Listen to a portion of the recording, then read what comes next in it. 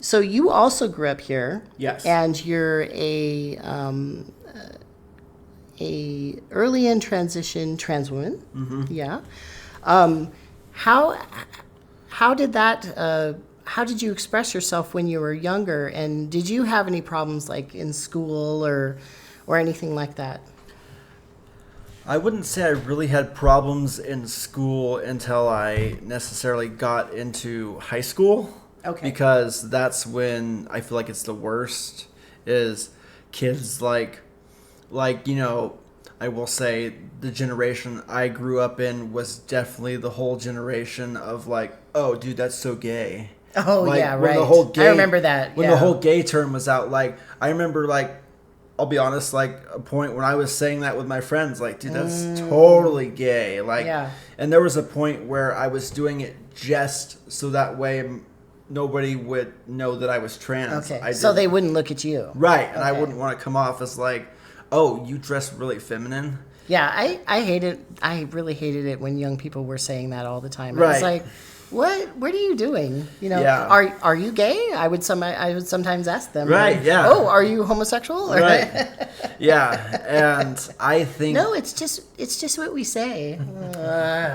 And when I was younger, where I really got to truly express myself was at my grandparents' house, because Oh, really? my Okay. parents were always, my grandparents are very conservative and totally against it, but my parents would drop us, me and my siblings, off at my grandparents' house a lot of times, and my grandparents would watch us. Yeah. Well, a lot of times it was just me being dropped off there, so I would have a chance, because normally my grandparents would stay in one room of the house most of the day, so I had an opportunity to like sneak back and get into my grandma's closet, even though it was very old lady, sure, going to Sunday church type stuff. Sure. It made me feel good, like really like dressing how I felt, and Everything had lilac perfume on it. yes, and there was a point where my cousin's family was not my cousin had a very rough home life, so my cousin came and lived with my grandma for a while, and my cousin was just a little bit older than me.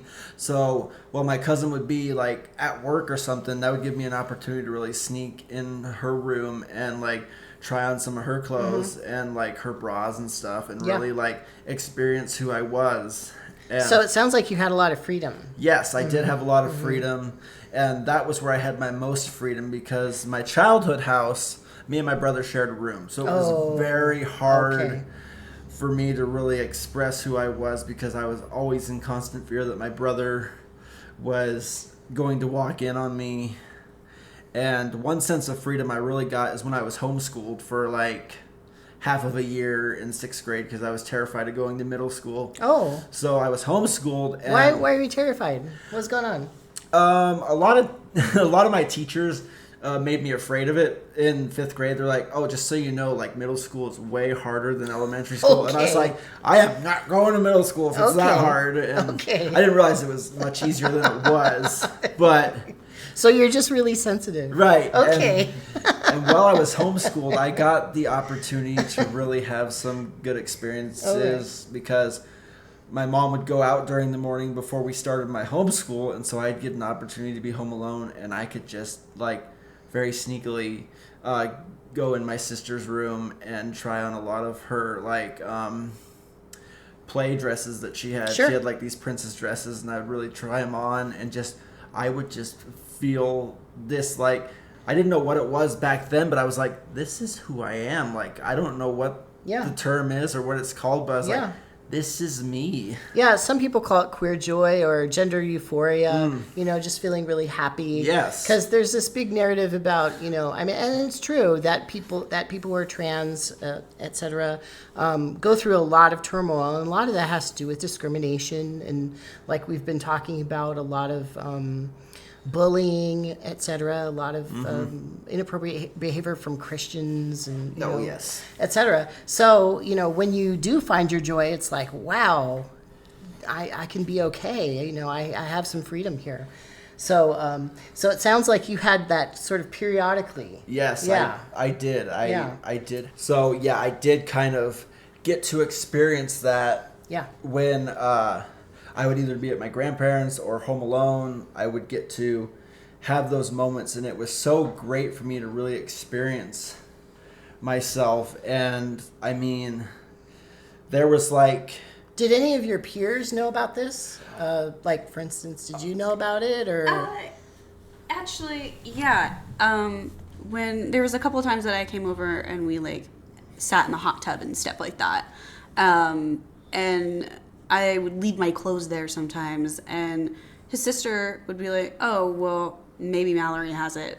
And Okay. there's always been a suspicion and stuff like that. Right. Sure. But I was like, you know what? Whatever, she can have it. Okay. I don't care. Yeah, cool. So it's Yeah. kind of a non-issue. So people kind of knew. So you kind of knew, and the sister did. Okay, yeah. yeah, and I had a lot of great experiences. Like, one I talk about all the time is like when I experienced my true self. Like, I was at my grandma's house. I got all dressed up. Like, I even put makeup on, even though I had no idea what I was doing or trying to go for. But I'm sure it looked horrific. But I'm sure you were very cute. But to me, it was just this beautiful moment of feeling like the teenage girl I was supposed to be. And I was just looking in the mirror wearing this Hannah Montana wig. Okay. And I just put in my iPod and just put on this song that just made me really feel my true self. And I was like, this is it. This is what I want. And back then when I was going to my grandma's lot, she had a computer, and I was always looking up videos on YouTube of boys transforming into girls. And one day I got the bright idea to type in boy wants to be girl. Are you talking about makeup videos? Yeah, or, like doing makeup tutorials. Yeah, like makeup transformations. Yeah. or drag. Yeah, or for like Halloween and stuff. Okay, we took a little break, because it's been a while, and my friend here brought out their water bottle. Look at that thing. What is that, like 4 liters or something? It's like a gallon. My goodness. That's the biggest water bottle I've ever seen. It is just shy of a gallon. Okay, you're doing a lot of yoga if you bring that to the class, right? Oh, yeah. I should probably take it off now because I think the camera is going to focus on it. But I just had to show that. It's the biggest one I've ever seen. Anyway, you were talking about watching like videos online about I think makeup tutorials and that sort of thing. Yeah. Makeup transformations. Yeah. And that's where I started, like, because I knew that, like, deep down, I knew that I wanted to be a woman, be a girl, but I wasn't ready to tell myself that. So I started off with, like, researching, like, boys wearing makeup or boys wearing dresses. Yeah. And then it got to the point where I was like, I've never heard anything about this. But I said, there's got to be something out there on the internet of boy wants to be a girl. Yeah. And so when I finally researched that, that's when I came across which now she's very popular, Jazz Jennings. Okay. I came across the first video about her wanting to join the Girl Scouts, and they wouldn't let her because she was trans. And I was like, that was the first trans person I had really heard about. And then when I typed in transgender on Google to find out what its like definition was, once I read that, it was just a click for me. I was like, that's it. Yeah, that's what I'm hoping people will do with my videos that I'm making. Basically that people will just kind of find them and then, they're long form. So kind of get to know people a little bit, not just like a little soundbite or something like that. Yeah. So after watching all these videos, did you feel more like comfortable with who you were, or did that increase your discomfort? I felt very more like in tune with myself. Like I knew who I was, but I still didn't quite feel safe enough to really like come out to anybody, because back in the day, my family was very like my grandparents are still conservative, but like my immediate family was really conservative. Okay. And then they really had some hurt from church, and now they've gone more liberalish. Oh, really? Yes. Oh, And so they're- they've made a transition of their own. Yes. So they're very more open to things than they were back then, because there was one point in my life where like I got asked like by one of my family members, so what you want to do is basically just cut your Okay. bottom half off. And I was like, no, I was like, it doesn't work that way. That's not Yeah. what I'm trying to do. And so it made me very uncomfortable to want to come out back when I was younger. Okay. So they use very like crude and almost violent language with you in a way. Right. Yeah, yeah. And there was a point where I did feel comfortable enough to come out to my grandparents, which is something I look back on now and shouldn't have done because they're so conservative. Okay. But there was an active part where I had one of those traumatic experiences where they threw me on the bed and were like violently praying over me. Oh, wow. Wow. And I was like, What were you going to say? I was just saying that's intense to Yeah. like have to go through like that's Yeah. a whole new trauma expense like Yeah. unlocked right there. Yeah. Like Yeah, yeah. having to go through all of that, just trying to be yourself, and then Yeah. someone telling you can't, and putting religion back into it. Yeah, and also, I mean, you said that you told your grandparents, but you shouldn't have. But how were you to know that, right? Because you're Right. a child, and you're talking to people who you love and are supposed to love you back, right? And you're supposed to have like this trust if you're in a family. yeah. Yeah. And I definitely see, and still to this day, I definitely see my grandma personally as like a best friend to me. And Even after that horrible experience. yes, because I mean, even after that and a couple other horrible experiences I had with her, it's just, she's still very nice, and like I care very much for her because I've spent the most time with my grandma more than anybody. And it really has been like, it was really like a moment of like, how can you do this to me when I consider you someone who I really care about? Yeah. And it's like, it was just kind of a hurting moment. And there was actually a point where I didn't talk to my grandma for a good like year, because I was like, I don't want to talk to you if you're not going to at least love me. Like, you don't have to support what I do, but if you could at least show love, that's all I would care about. Yeah. And not traumatize you. Right. Yeah. And not traumatize Yeah. me. Yeah. Yeah. So, where are you at now? In the sense of, Socially or otherwise transitioning? I And how am- you feel about yourself? I am very open about myself. I am socially out and like publicly out. I just like still in the social transition of things rather than doing anything Yeah. like physical yet. And there are times when I will like, go out and be my true self, and people are just like blown away. They're like, Oh. I didn't like. So you dress up and wear some makeup. Do you ask people to use she her with you? Yes. Yeah.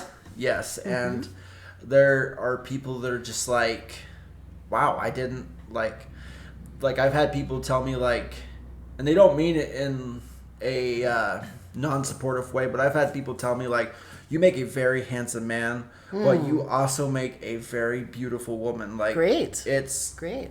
They're like, you definitely have the double life thing like down to a science.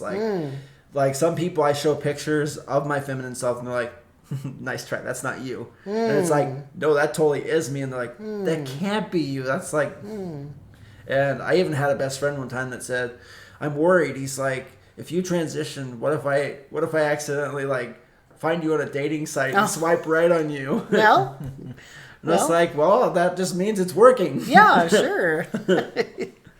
I've dated friends before. It happens, So do you think eventually, I mean, maybe this is a weird question, but you'll go through physical transitioning? Yes. Okay. To Would you go up to Walla Walla or Portland or? Yeah, one of those places. Yeah. Yes. I'm like I said, I'm getting ready to go to Portland before too long for laser hair removal. Okay, yeah. So I will start. That's a long process. Yeah, so I'll be starting Yeah. that, and then I think once I start to have those procedures done, I'm gonna get the ball rolling and get on hormones. Okay. And one part of me wants to go through the whole transition, but I want to still have kids the biological male way. And that's your right. Right, and Everybody's right to make those kinds of decisions. Yes. Or it should be. Right. Right. And I also want to experience, someday when science progresses more, I want to have a uterus transplant and Okay. possibly have kids that way too. Okay. Yeah, I think hopefully it'll, come in our future. Some sort of gene therapy. I know they're working on that sort of thing. Yeah. Yeah. It's very, like, the stuff I've read on how fast science is progressing is, like, really beautiful to me. I was like, there are so many opportunities for Yeah. trans women and just, like, trans men and all sorts of... Yeah, and you can take it at the pace that you want to, and you don't have to do kind of a menu Right. of things. You can do whatever you want, and you can stop at any point as well. Right. And speaking of taking it at your own pace, I've had people tell me, like, they don't want to be friends with me because they don't think I'm trans enough. Okay. Like, they think, oh, you're offending the community because... Are those trans people saying that to you? Yes. Oh, it's no. Because you're not trans. Oh, and it's no. like, I've looked at your profile and it's like, I totally think you are not trans. And it's Oh, like, no. are you, really? That's terrible. I hate that sort of gatekeeping. I mean, within our own community, it's so hateful. Yeah, and I will say it doesn't help, and I know these two can definitely contest to this. There was a point in my life where I was actively trans, but I was still very, like, hardcore right-wing and conservative type, yeah. and I was just fighting people on different... Because I agree with a lot of things of, like, the left side, but I also agreed with a lot from the right side. Well, I finally determined, like, oh, I'm in the middle. Like, Okay. I don't, like, identify myself on either side, and so I really had to take a So you have kind of a mix of views. yeah, so I Okay. kind of had to take a step back and realize, like, hey, listen, like, you're offending a lot of people, and a lot of these people are your friends. You kind of really need to take things more cautiously about just, like, calling people out in ignorant ways, and so I really taught myself to... Well, I gotta say, I hate to hear you say that. Right. Because, I mean, you can do whatever you want in your life to keep yourself safe. I mean, that's really important. But also, just be yourself. Yeah. Because if you're always looking out for what somebody who's bigoted wants you to do, they're not gonna look out for you. Right. They're looking out for their own beliefs. And I know you live in a very oppressive place. Oh, yeah. So you have to make compromises and maybe some choices here that people in a big city wouldn't, have to grapple with. yeah. But I hope that you don't cater too much to bigotry, Right. to the bigots. Yeah, out there. there was a point in my life where I would bounce back and forth from, like, say, my Christian friends, and I would totally be like, yeah, let's go, Jesus, all this and that. But then I would completely switch who I was and, like, oh, yeah, let's go run down the street in rainbow underwear. Okay. And it's like... But there are Christians who are trans and gay as well. And I totally just realized about myself that, like, I need to stop being a crowd follower and morphing into whichever crowd I am and just be who I am. Yeah, Just, yeah. like, be upfront with people and be like, this is who I am. I think it's a lifelong process to, like, kind of look internally and to see, what you actually want, rather than just, being influenced on the outside. And I'll say that as somebody who's in their mid-50s, right? I'm still doing that. I still have to figure out, okay, get a quiet space here. am I actually doing this thing because I want to do it, or what's going to make me more happy, what's going to make me feel more centered, I feel like our culture is always trying to pull us away from those things, away from what we actually want, away from our own centers, So anyway, that's my little sermon for the moment. What about you? What's going on with you, quiet guy over here? So you moved from Missouri. Yeah. Why did you move out here? It was kind of just on a whim coming out here. I had a girlfriend lined up, so I'd been homeless since I was 15 and got my GED. Okay. So, with that. So you were without your parents, basically. You were living on your own? Yeah. Okay, yeah. I was a ward of the state of Texas, by the way, so I also left early. All right. Yeah. I went to... I got a GED as well. Yeah. I went to Job Corps, and I learned a trade. I got my GED. Yeah. They kind of... How was Job Corps, by the way? It was different because I grew up in a town much smaller than this town in Missouri. So then it was kind of just like a mishmash of all these different cultures. And that's where I kind of ran into people who were transgender like me, but they were trying to hide it because where we were. I think that's really interesting because I was also put into kind of programs or whatever. And I swear half the kids were queer or trans. And... we were automatically troublemakers just because of who we were. Yeah. And that was a big factor in why we were put in these special programs. Anyway, yeah. Yeah. So I ended up coming down here and I worked really hard to start losing weight. I was a little overweight. Okay. Because my end goal was to join the Army. Okay. Which I did do, but I didn't stay. Okay. We were... Right then, we're talking about like the Trump era. Okay. So that's when I went in, and I was openly transgender when I went in. Okay. So it didn't really And then fit. the rules were changed. Yeah, the rules were starting to change. Yeah.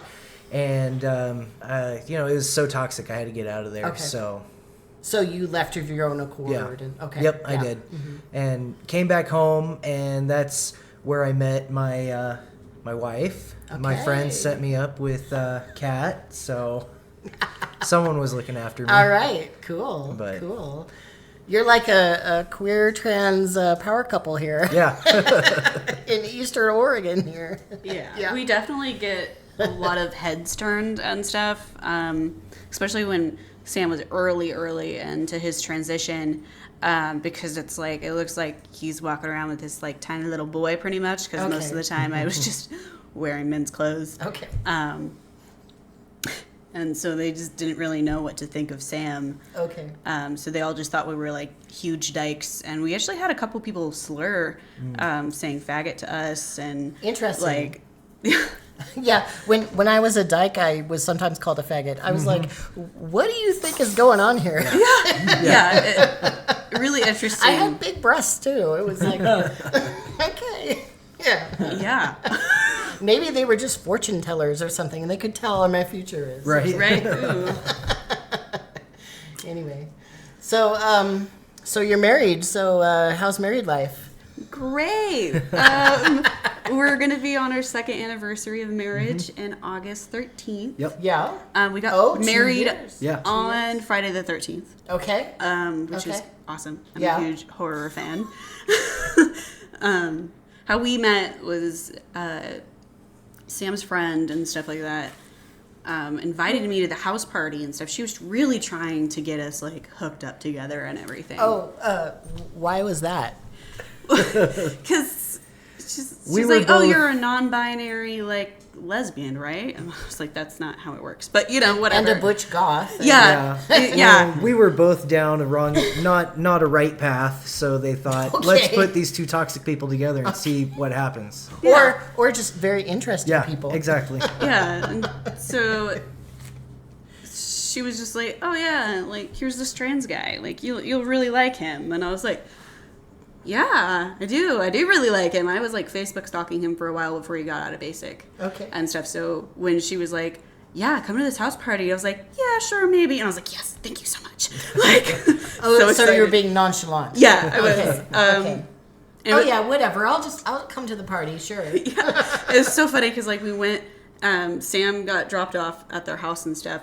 He just automatically just strips all of his stuff because he's in his military stuff. He just wants to get the hell out of his. Yeah. So, and he's all like searching through this closet. You're used to showering together, shitting with someone right next to Sure, you. sure. So Sure. So I'm just like in shock of this guy. Like, whoa, this handsome guy is like did you get stripping. naked? No. Okay. No, Not I completely. didn't. Like, he was No. in his boxers. And Okay. stuff, but Okay.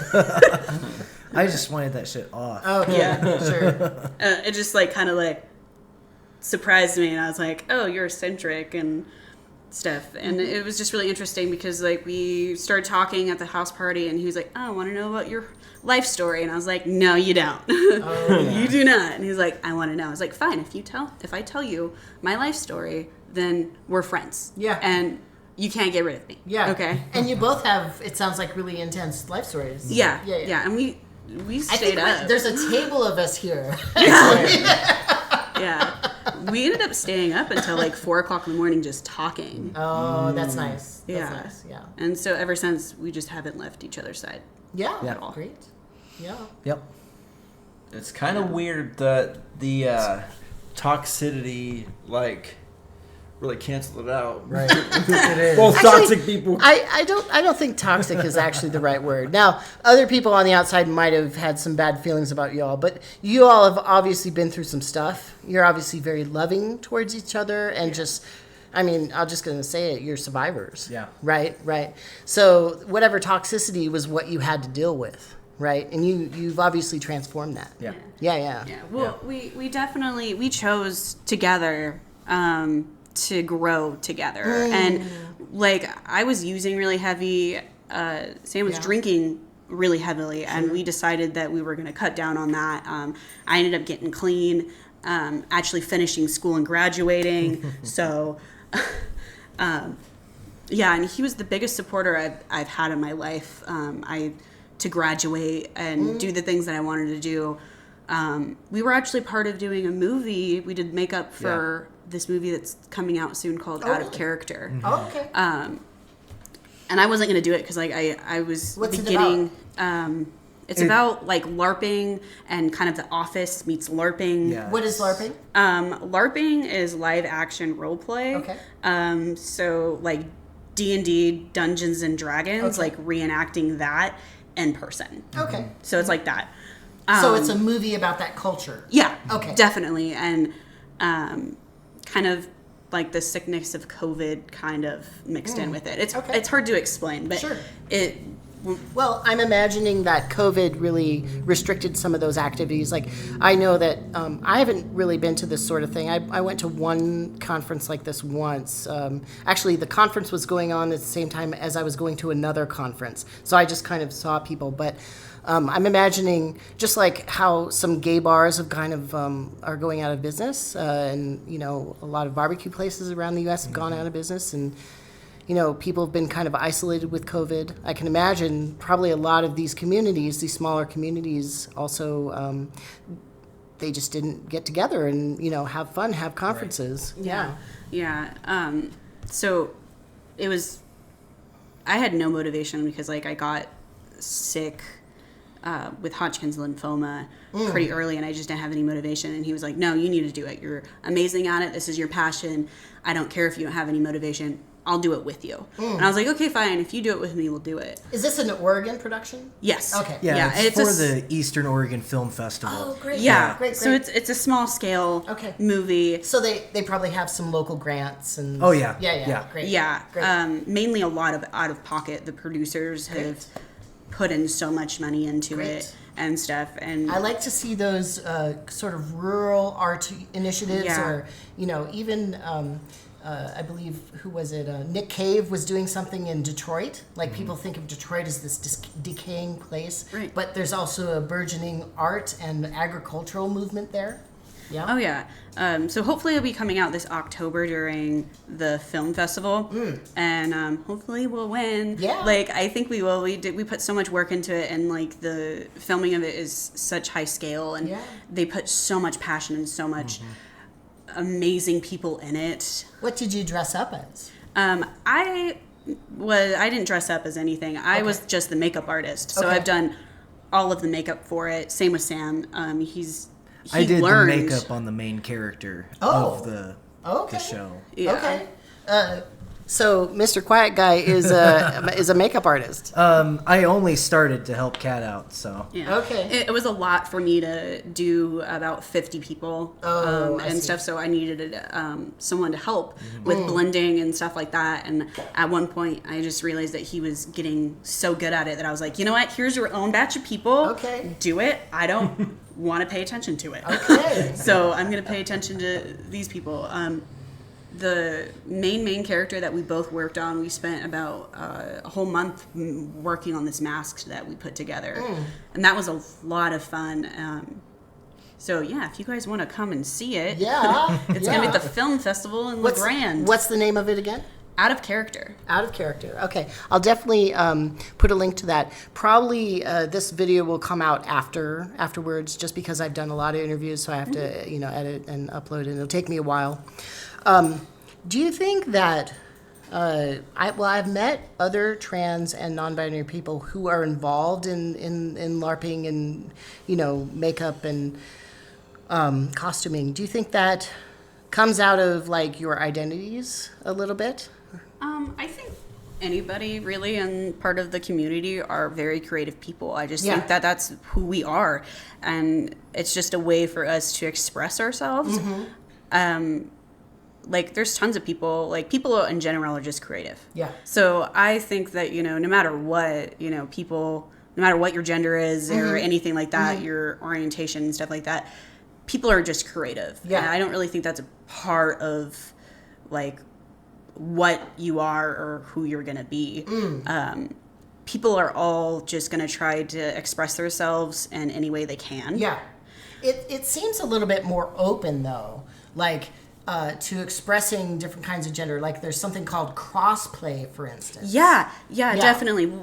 Like a lot of cosplayers and stuff like that, it's just a safe place. Like they're not open and stuff like that. It's just a safe place for them to like wear dresses, dress up as a fairy, and like it's more socially acceptable if you're playing a game versus being real life. Like, and I don't. Or Halloween as well. Halloween. That's why Halloween's my favorite holiday. I love and Halloween. I think that's why I gravitate myself so much to horror, because in like Rocky Horror Picture and stuff like that, and there's all these things like it's socially acceptable if it's something scary. Like that sounds really bad, but it is. Like it's because like people have deemed us, the devil children just because we want to be who we want to be.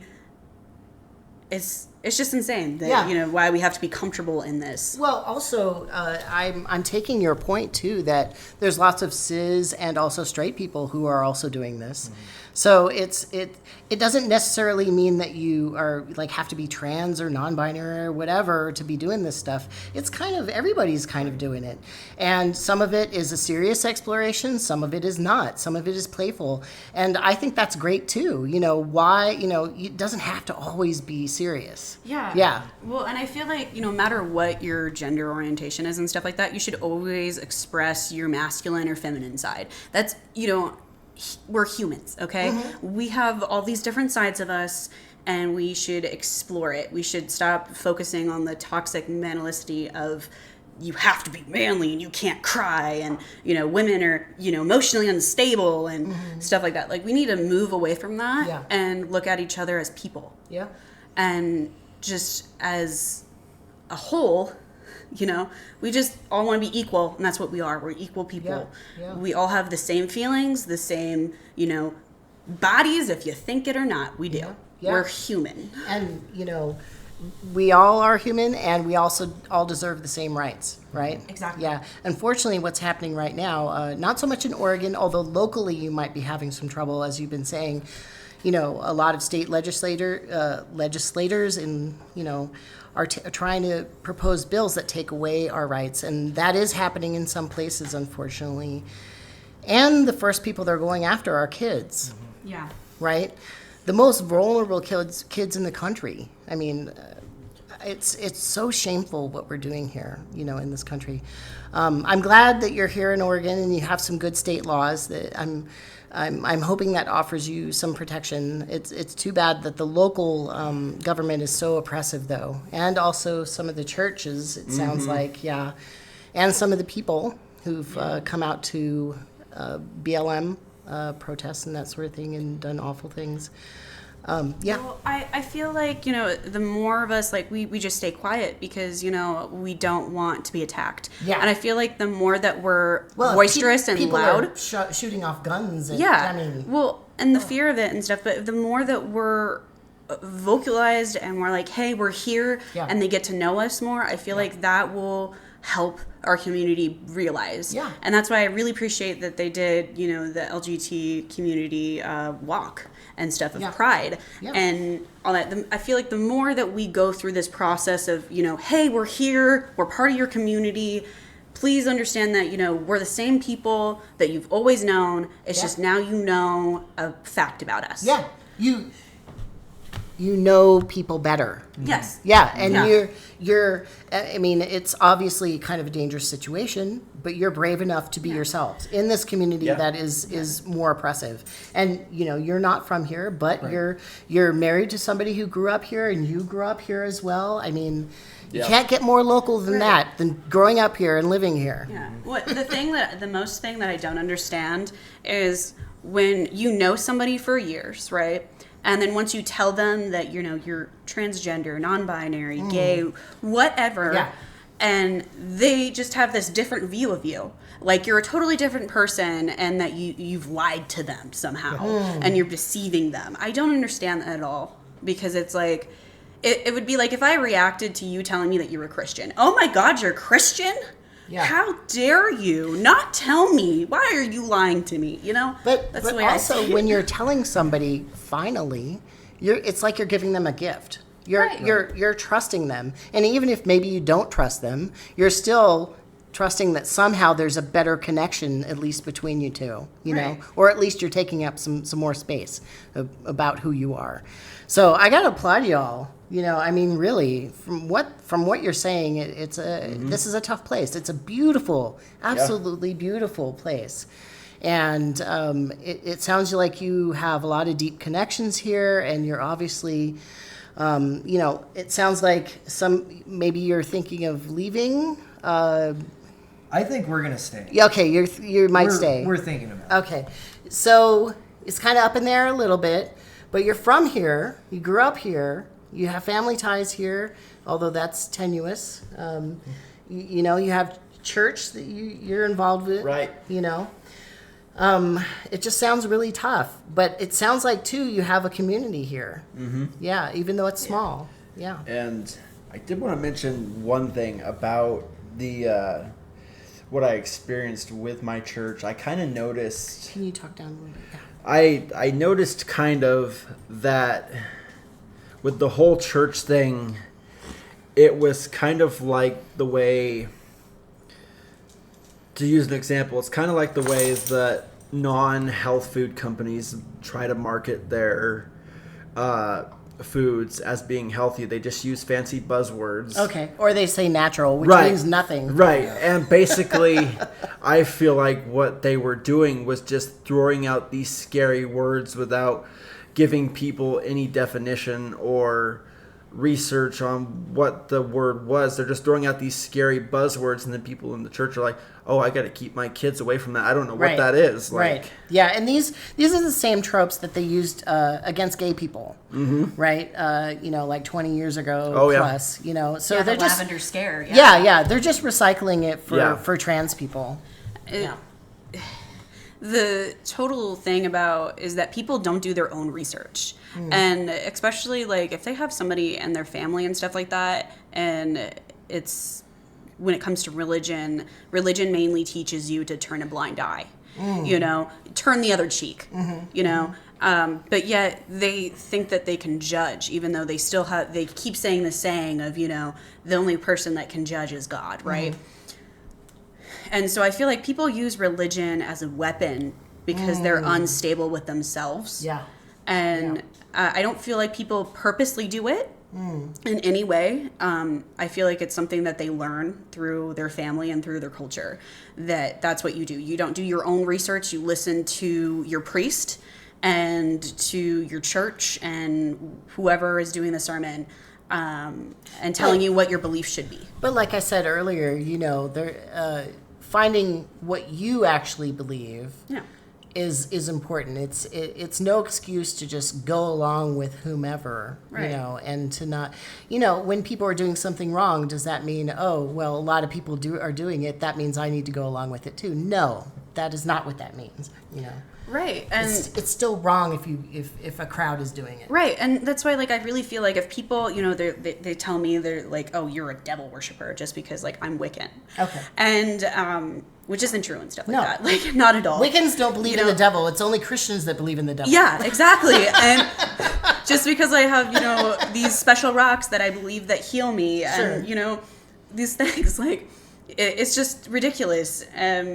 For a group of people to tell me that I'm not loved and that I can't be something because of what they believe. But if they truly read that Bible by themselves and, translated it for themselves instead of having someone else translate that for them and, being corrupted by someone else's opinion on what they're translating. The Bible's been translated so many times. Yeah.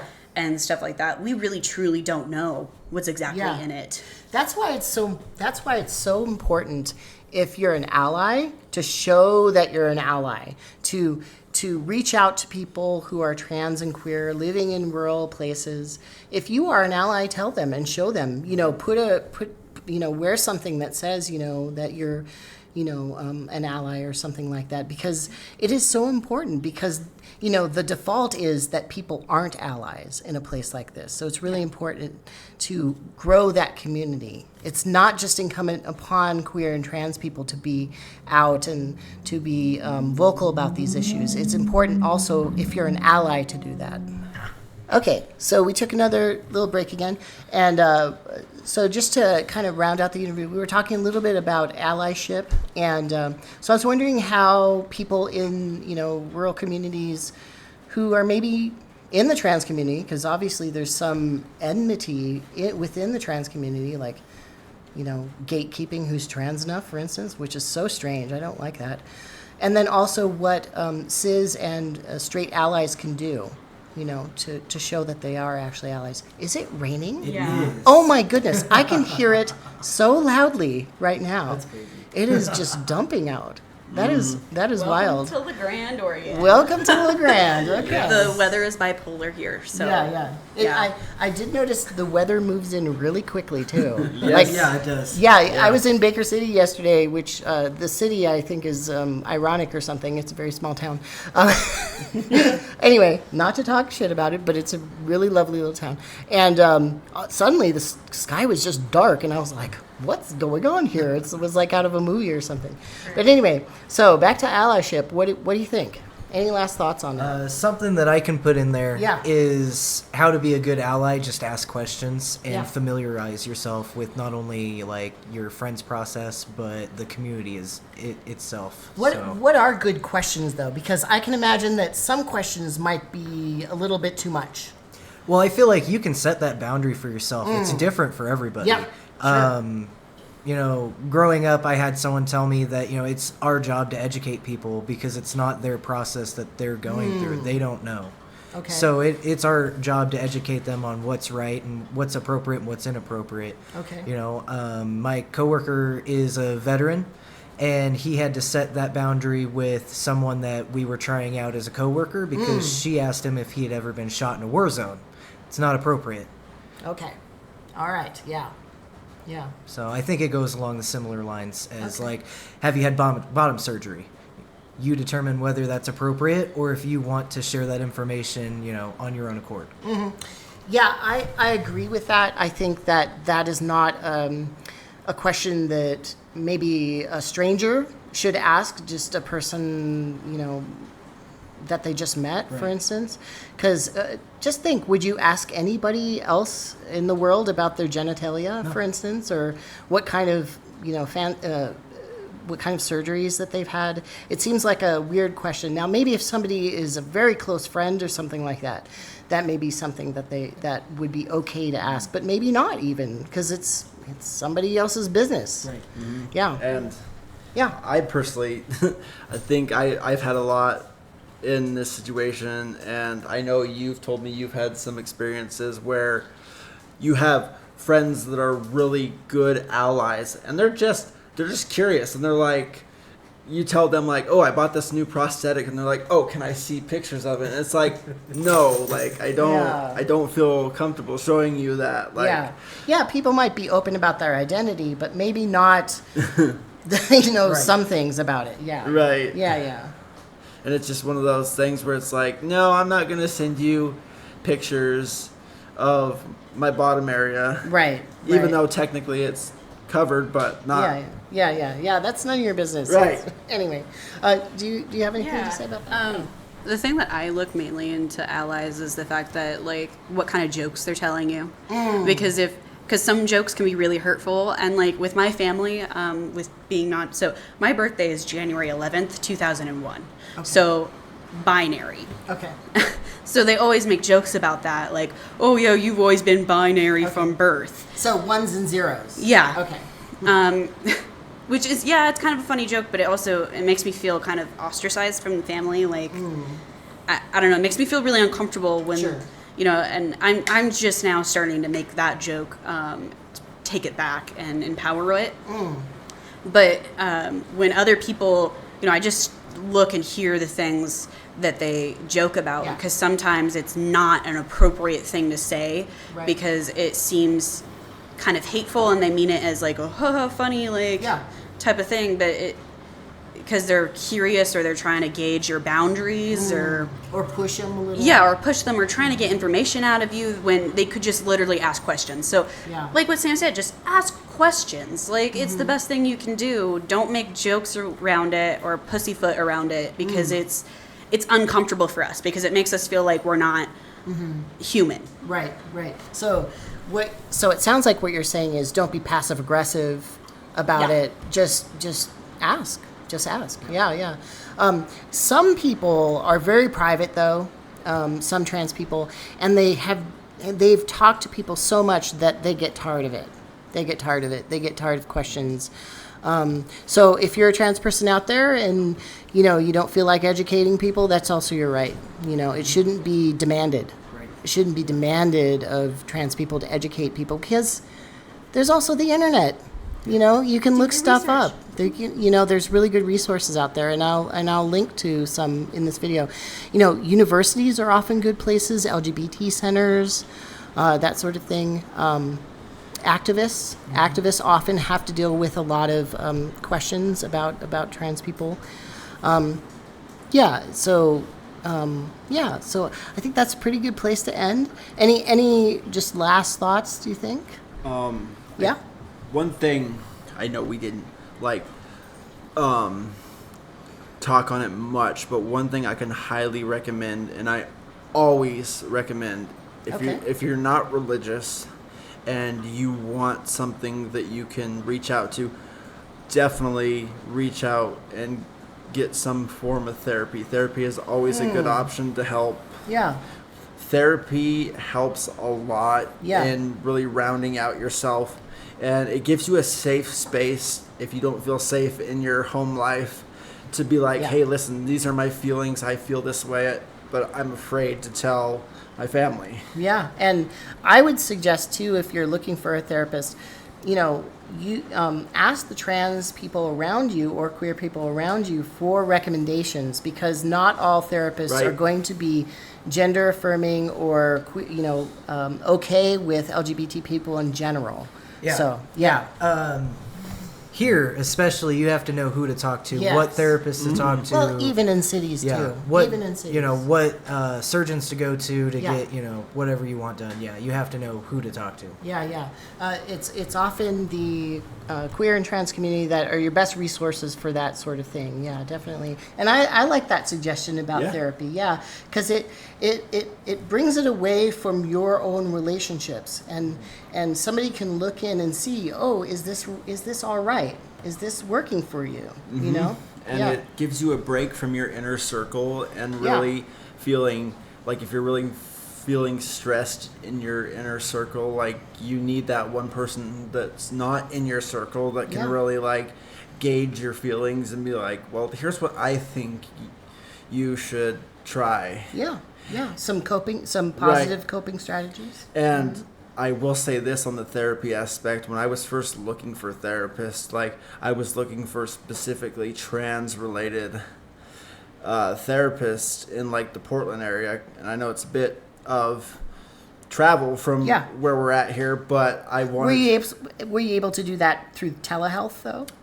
Sometimes that's possible. Right. Back then I wasn't aware of that, but... I think it's more and more because of COVID, actually. That's one of the silver linings, is that telehealth, which is like video chatting about healthcare, is more prevalent. Right. Yeah. And when I was researching therapists, I found some therapists that were claiming they were trans-specific therapists. But one thing I didn't really like about them is that they used the terms of like, we will definitely help you and heal you. And it's like, well, wait a minute. That doesn't seem right to me. I don't want to be healed. I want to be helped through my transition, not... So you felt like maybe they're pathologizing you a little bit too much? Right. Okay, yeah. I can get that, yeah. It felt like you were, like they were listing like something was wrong with you. Right, like more of a condition rather than who you are, sort of thing. Just helping you through, you know? Yeah. And on the telehealth aspect, that is a really great...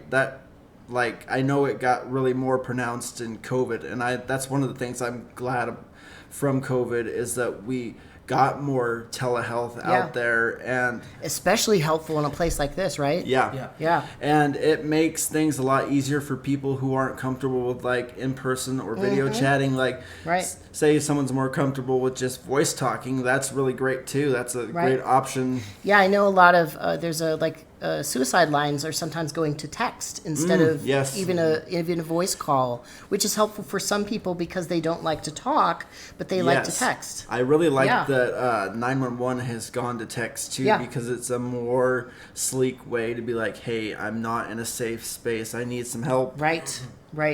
Yeah, that's good. It's more of an appropriate response. Yeah.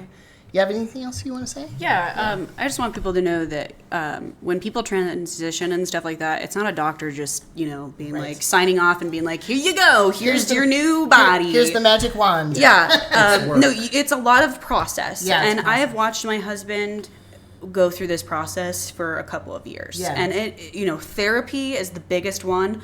And so if you want to start your transition and stuff like that, you need to start there. Yeah. But it takes years and stuff to get to that point. Sam's really lucky to have his surgeries back to back and going through the processes and seeing how happy it has made him go through it and the progress that he's gone through. And to see him be so happy with every step he's gone through is so amazing. And it definitely takes away any of the negative things that people have said to him or has tried to put on him as the person that he is. So if any of you guys are worried about that, people are just going out here and chopping off body parts or taking medicine that they probably shouldn't take, it's not like that at all. They have to go through this whole process, and it takes years. And stuff. I imagine that I don't want to assume, but you're still probably going through changes. Well, I think I started taking testosterone in 2000 after a couple years of therapy and that sort of thing. And I don't think that therapy should be mandated because, in the past it was mandated. There are people for whom therapy isn't really necessary. They've already, they have a very stable life, and that's they know who they are. Yeah, and they know who they are, and that sometimes that's a privileged position too. They haven't gone through a lot of trauma or something like that. But yeah, I think therapy is a really, really good idea for most people because there's a lot of things that trans people have to deal with, and some of it, like you're saying, is external. A lot of it is external, like all those pressures, all the discrimination and stuff. Wouldn't it be great if all that would go away, all that discrimination, and we'd have much easier lives? I would say, yeah, I wouldn't say I'm actively transitioning in terms of some sort of medical transition. Right. But, as I've said in some of my earlier interviews, I think everyone goes through transitions in life, right? Yeah. Like I'm in my 50s. So, my health is different. My fitness is different than when I was younger. My memory is different. I'm becoming an older person. I'm a young, older person. And there's just different stages of life. Right now, I feel like I'm entering more, as some psychologists would say, would be a generative phase in my life. So I'm trying to give as much as possible, right? Yeah. Yeah. So I think that is a point that everybody can actually empathize with trans people, is that we all go through transitions in life, whether that's getting married, having children, getting older, going through the last stages of life when our health is failing and possibly we're dying. That's also a transition. There's all kinds of transitions out there. Yeah. And I am so thrilled about the rain because it's going to take all the heat out of the air, and I love the coolness. Yes. Yeah. Thank you so much for this interview. You're all so different. Yes. You're all so different. We're all so different at this table. Do you see like some of the variation here? I love it. I love it. All right. Thank you. Bye, y'all. All right, cool.